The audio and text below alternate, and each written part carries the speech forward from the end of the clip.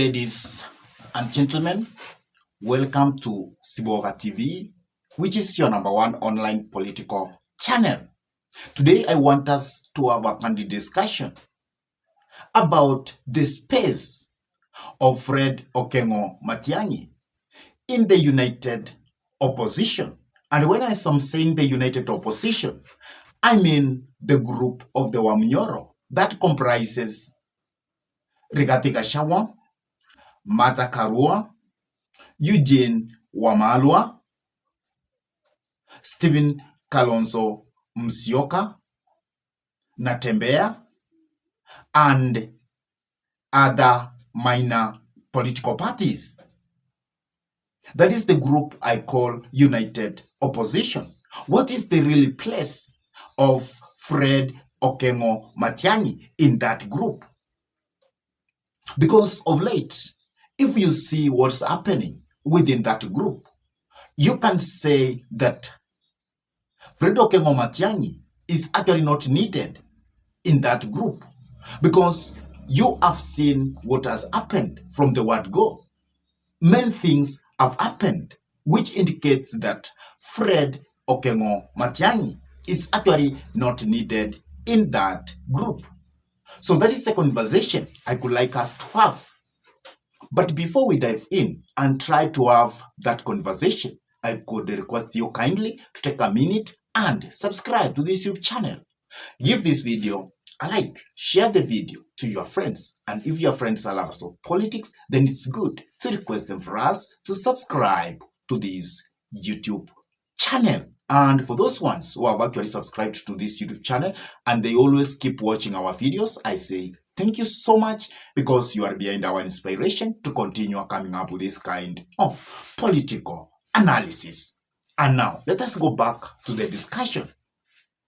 The place of Fred Okengo Matiang'I in the united opposition. As you have been seeing, things have been taking place in the united opposition. As I have said, it seems that Fred Okengo Matiang'I is not actually needed in that group. And you will find that from the word go, sometimes back, some of the allies of Rigathi Gachagua started calling Fred Okengo Matiang'I as a mole of the government. And they have always been perfecting that to the public, that Fred is the mole of the government. And that is why they don't need him to be within the united opposition.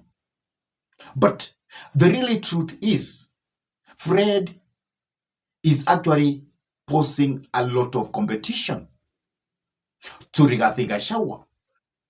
Because as you remember, when Fred Okengo Matiang'I was actually announcing that he wanted to stop at presidency of this nation, immediately Rigathi Gachagua came to Gusii and he was actually interviewed by one of the media that he wanted Fred Okengo Matiang'I to come up with his own political party. And that political party should be rooted in Gusii land, and he should campaign properly in the Gusii nation. And once he does that campaign, then he can meet with other leaders within the Wamnyoro group.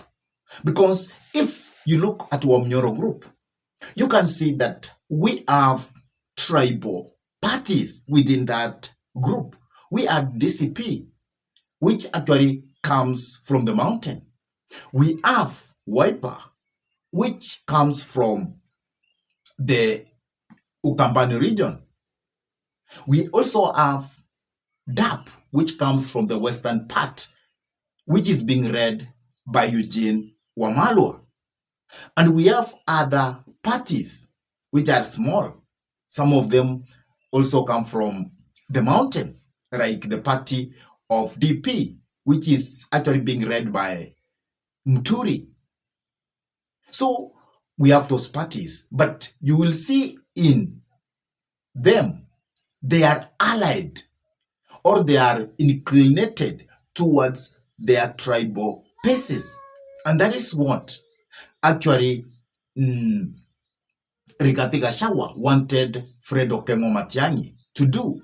But Fred Okengo Matiang'I wanted to represent himself to the public as a national figure. And that never augured well with Rigathi Gachagua, because Rigathi Gachagua thought that if he was to come up with a party with a national outlook, then there was a big possibility that that party was going to overshadow all other parties which are tribal in nature.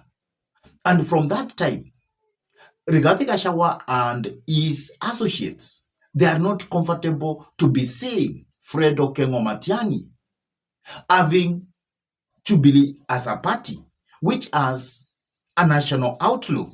And at the same time, Jubilee Party has been in power for 10 good years. And that means that Jubilee as a political party has grassroots members across the nation. And that is a big danger to DCP in Mount Kenya in particular, because Jubilee as a political party is a political party which is led by Uhuru Muigai Kenyatta. And Uhuru Muigai Kenyatta comes from Mount Kenya. And as you all understand, Uhuru Muigai Kenyatta has never been in good terms with Rigathi Gachagua. And because of that competition, Rigathi now feels that if Jubilee will come in, that means many people from Mount Kenya, they are going to seek elective seats using Jubilee as a political party. And that is why Rigathi Gachagua is not very comfortable with Fred Okengo Matiang'I. So that's the first thing. The second thing which makes Rigathi Gachagua not to be very comfortable with Fred Okengo Matiang'I is because Fred Okengo Matiang'I sometimes is very independent in his thinking. It is not very easy to manipulate Fred Okengo Matiang'I. If he is given the mantle, he becomes the candidate to go for presidency within the united opposition. And that is why from the word go, Rigathi Gachagua, who is the impeached deputy president, who will not run for presidency because of his impeachment issue, he has always been inclined towards to Stephen Kalonzo Musyoka being a candidate of the united opposition. And it is being said that now the united opposition have actually sat and they have agreed that the person who is going to carry the mantle of the united opposition is Stephen Kalonzo Musyoka. And then Stephen Kalonzo Musyoka will be deputized by Natembeya, the governor of Trans Nzoia. And then Eugene Wamalwa will be the National Assembly Speaker. Then Martha Karua will be the Speaker of the Senate. And the united opposition has come out and they are welcoming Fred Okengo Matiang'I that if he comes in, he will be given the position of being the Prime Cabinet Secretary, which I'm very sure is an insult to Fred Okengo Matiang'I. Because if you look if you look at Fred Okengo Matiang'I and Natembeya, you can for sure tell that Fred Okengo Matiang'I is seen as a nationalist, unlike Natembeya, who has been taken to be the running mate of Stephen Kalonzo Musyoka, just because they are trying to balance what we call tribal arithmetic. They are coming in with tribal arithmetic. So the space of Fred Okengo Matiang'I in that coalition has not been taken to be in a very serious way. And that is why many Kenyans are saying that without Fred Okengo Matiang'I in the united opposition, then the opposition side is going to be embarrassed, because there is a very high likelihood that they will be defeated by William Samoei Ruto, who is the sitting president of the Republic of Kenya. And what also is so annoying from that kind of arrangement is because Rigathi Gachagua has demanded that he should be given a half of the executive if that group will form government. So many people have actually thought about it, and they have said that if this is what Rigji is doing in the united opposition, and if this is what he wants, then it could be better that Kenyans could elect again William Samoei Arap Ruto for his second re-election. And even Kenyans are very much annoyed, because if you ask the Kenyans, who do you want to step at presidency? Many Kenyans will tell you they want Fred Okengo Matiang'I. But because of the differences, personal differences between Fred and Rigathi Gachagua, that is why Fred Okengo Matiang'I has not been given enough space within the opposition circles. I really don't know what's your take about all this. Do you accept that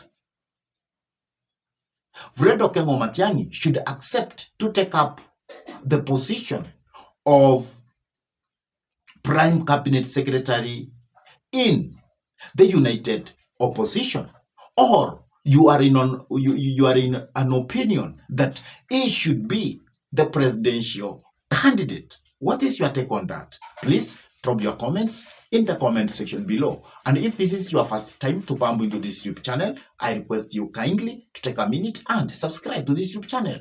Give this video a like, share the video to your friends. And whenever you subscribe to this YouTube channel, always make sure to smash the bell button. And with that, I say thank you. May God bless you until we meet in our next political discussion. Goodbye.